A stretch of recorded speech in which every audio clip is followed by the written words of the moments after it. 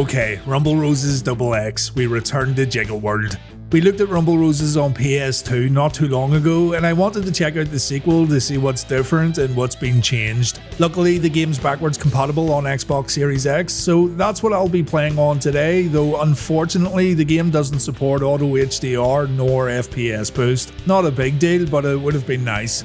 Check out this review left by T5 Buddha not too long ago. Best money I ever spent, 10 out of 10, would recommend. The women do be sexy. If the game comes recommended from T5 Buddha, a man of culture of course, then it's got to be good. I can't wait.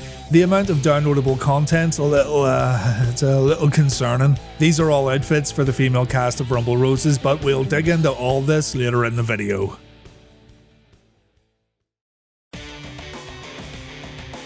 The sequel to Rumble Roses was announced at the 2005 Xbox Summit. Along with Rumble Roses XX, Pro Evo 6 was announced too, and quick side note, I played the hell out of Pro Evo 6 when it got released. Adriano on God mode, if you know, you know. Anyway, Rumble Roses producer Akari Yoshida gave an interview to Famitsu Xbox where he said the new Rumble Roses was going to be a completely new game, and the only thing getting carried over were the character names and personalities. He said the previous game had a quote-unquote manga taste, whereas this new version would focus on realism. Tag team matches were going to be a possibility, updated CPU AI was also promised, fights could happen in places away from typical wrestling arenas, and online play was also going to get included. Remember, the Xbox 360 came out at the end of 2005, Rumble Roses XX would release in March 2006, so it's a pretty early 360 game we're dealing with here, and for that reason, you kinda have to put your expectations in check.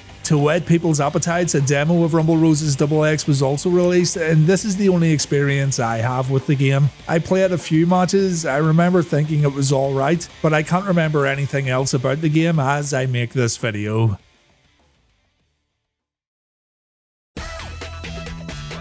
Let's boot up the game and see what's going on. We have another intro video, and again the song used at the start of the game is Yankee Rose, a cover version of the David Lee Roth song. Now this would be fair grounds for people to complain, rehashing music in a sequel like this does seem a bit, a bit lazy, but ever since I made that previous Rumble Roses video, this song's been stuck in my head every single day since, so I'm not complaining. It's actually a pretty good cover, not gonna lie. The intro's a lot shorter than the previous game, by the way. I know I talked about how long the intro was last time around. After the intro, I press new game and I'm instantly brought to the character select screen. I wasn't asked to pick a game mode, I have to pick a rose instead. And the roster's the exact same as last time. There are no new additions and that kinda sucks. We have the baby faces on the top row with the heel alter egos on the bottom row. There's also an edit selection and it looks like we can create our own Rumble Rose if we wish to, but we'll come back to this later.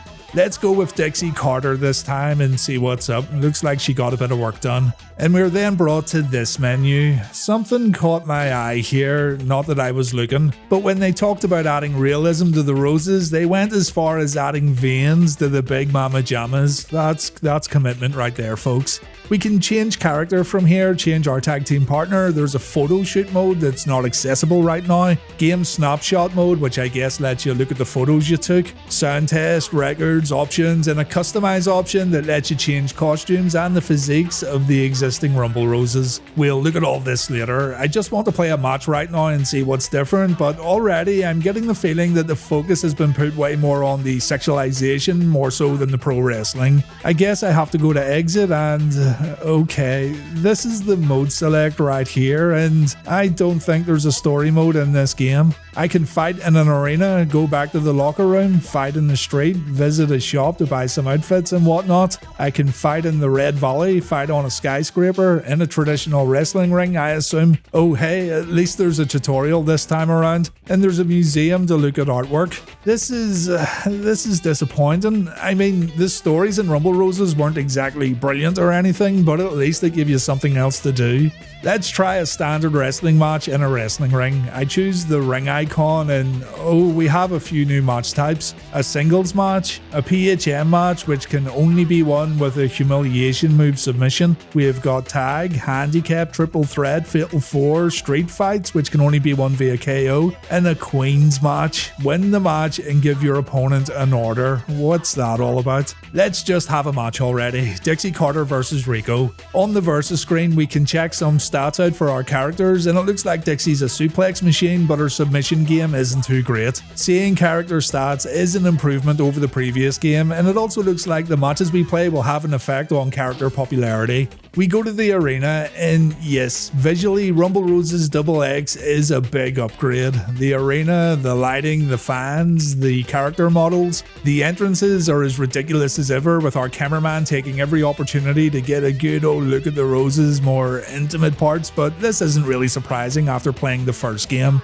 What is a surprise though is seeing how slow Rumble Roses XX plays compared to its predecessor. The speed's been brought down a terrible lot in comparison to the PS2 game, and it feels like the characters are underwater. The button layout's the same. It takes me a while to get to grips with it again, but after a few minutes it was business as usual, and it was all about adapting to the slower game speed.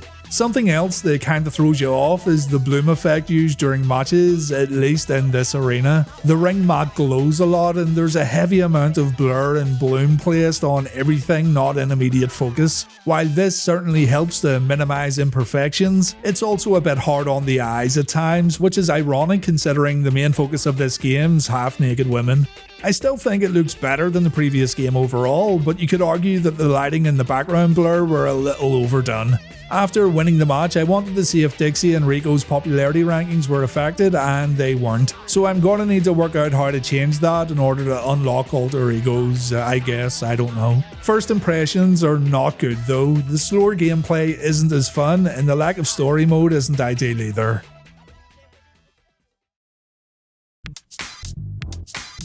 So, I played a ton of singles matches to get used to the game a bit more. Street fights are pretty interesting. Basically, it turns the game into a fighter where you have to win by depleting your opponent's health bar. It's also easier to get special moves with your special bar filling up a lot quicker. Tag matches are fine. You can pull off double team finishers if both you and your partner have filled up your special meter. The rest is kinda what you'd expect really. The other venues and locations within the game don't really offer anything except a different backdrop. For example, I thought you'd be able to throw your opponent off the skyscraper or something, but no, you can't.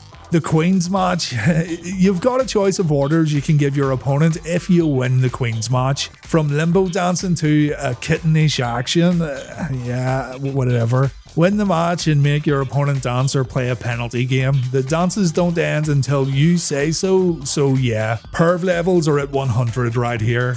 I also decided to jump into the tutorial to see if there's anything I'm missing, because honestly there isn't much to this game and it almost feels like a light version of the PS2 release. There are a few things going on under the hood, but these only come into play when selecting venues on the map and not selecting exhibition. For example, it says here changes in physique and muscle tone affect your moveset and abilities. You can also become more flexible apparently, which can affect submission hold damage, but all this depends on what you do when playing the game. The problem here is that it doesn't specifically say what you need to do for these changes to take place, so you end up just winging it. It's not like Rumble Roses XX is a difficult game anyway, so you just ignore all this stuff and you wrestle as normal. I then visited the shop after playing a lot of exhibitions, and I was surprised to find out I had 0 Rumble rupees. So how are you supposed to earn money in this game, and how do I unlock stuff? Well, get this, you gotta stay out of exhibition mode. Completely ignore it. Anything you do in exhibition mode doesn't count towards your overall progress in the game, even though every other selection you can make here that pertains to actually playing the game is also, in essence, an exhibition match. When you win matches by picking a specific location, you'll get rewards for your victories, including altered stats and Rumble rupees. Now, unlocking characters and additional outfits, simply put, is a mess, an absolute fucking mess. A hero by the name of Use My Exciter uploaded a secrets guide to Rumble Roses XX on Game FAQs, and he or she painstakingly detailed the steps needed to unlock stuff in this game, and it's mind-boggling. Aisha, unlock the maid outfit, take 2 pictures of Aisha in photo mode, or start the game up 38 times.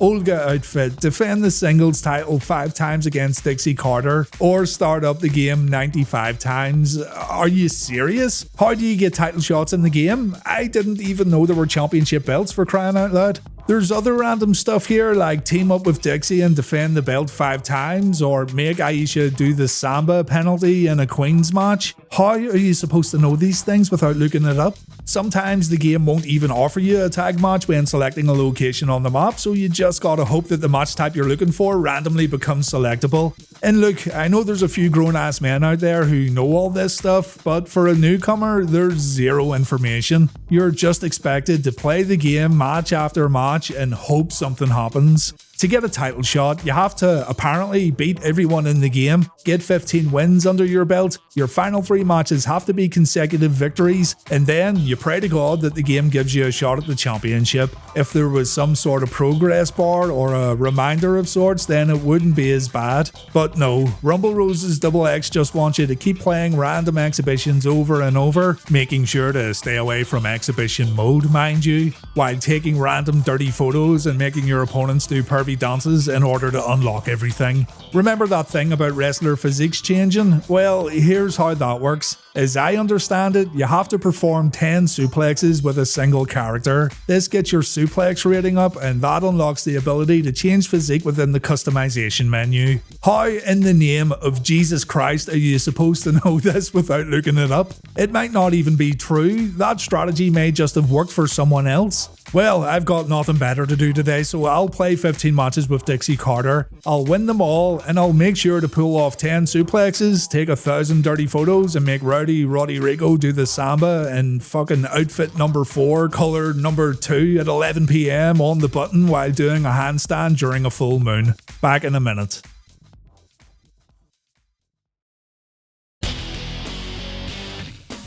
Okay, some things I picked up on while playing these matches.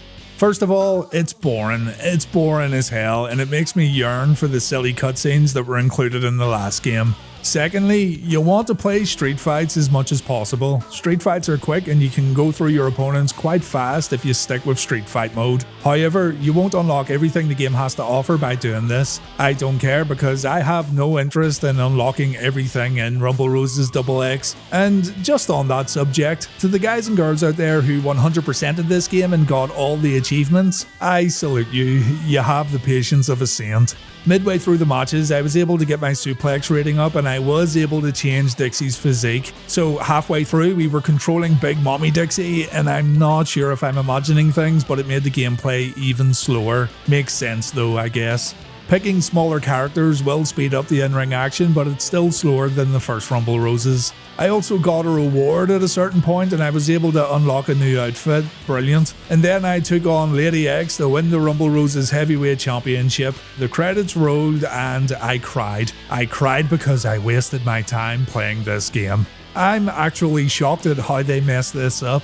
The first Rumble Roses was a surprisingly good wrestling game, and while it did lack game modes and match types, the in-ring action was pretty fun and the overall tone of the game was quirky enough to keep you entertained. This, on the other hand, feels like a grind from the second you start playing the game, and the sheer randomness of the unlockables makes it feel like you're playing towards nothing. You just kinda hope a reward or a championship match appears on the map, and if you get neither, you just gotta continue the grind. I have a few ideas and a few reasons why the game plays like this though. Firstly, Xbox Live. I looked this up and it appears that the Xbox Live matches count towards your rewards and the unlockables. That might not be true by the way because I couldn't get a match, but if it is, I think Yuke's and Konami wanted to push people into online matches and get the game rewards that way. The first game didn't have any online features at all, so I'm thinking the developers thought people would be more inclined to play online rather than play story modes and whatnot.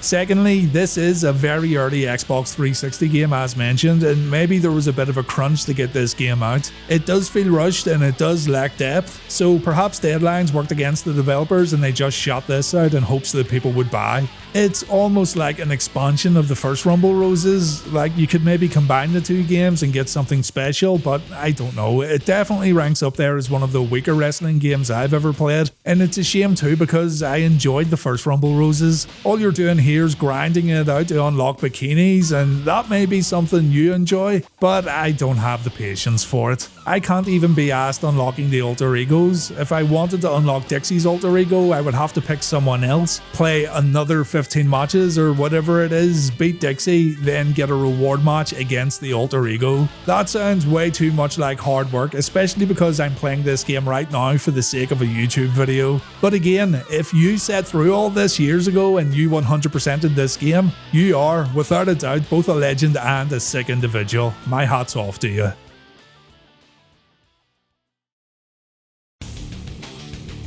We have other stuff to look at before wrapping this one up, so let's go back out to the main menu. The photo mode must be purchased. You have to buy a camera to take snapshots, and what can I say really? It's despicable behaviour and I should be ashamed of myself.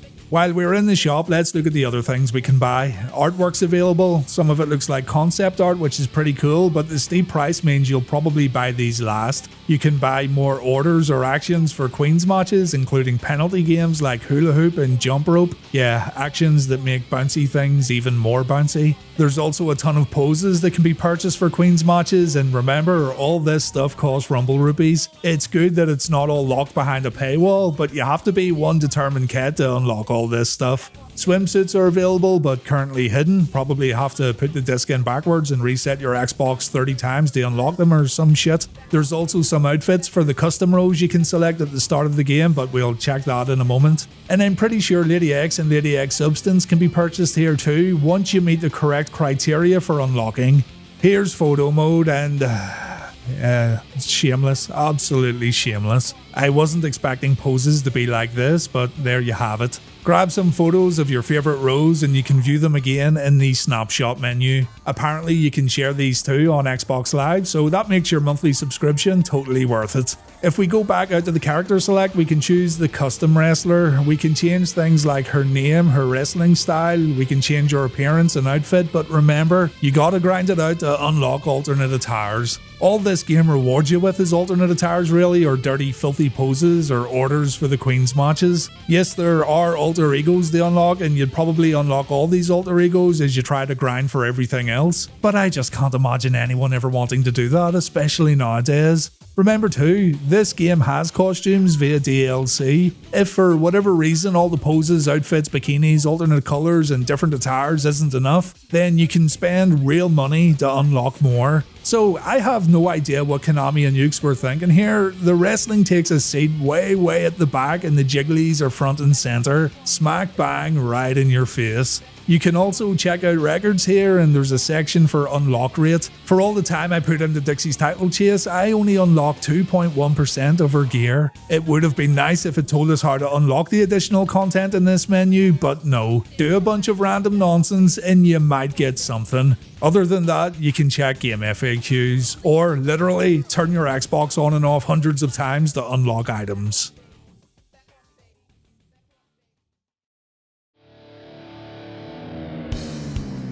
I've nothing else to say really, so I have to cut this one short. I wish I had more and I wish this game had more, but it's just not good. It's annoying. There's probably stuff I've missed here. There's maybe other ways of unlocking items, and it's maybe not as convoluted as I understand it to be, because it's even surprising to me how much is expected from the player here. But you quickly reach the point of not caring too much once you actually start playing the game. I could definitely look over all the shortcomings if Rumble Roses XX had good in-ring action, but the gameplay just isn't as fun as the first game on older hardware. So this one does not come recommended, and I highly suggest playing the PS2 game instead.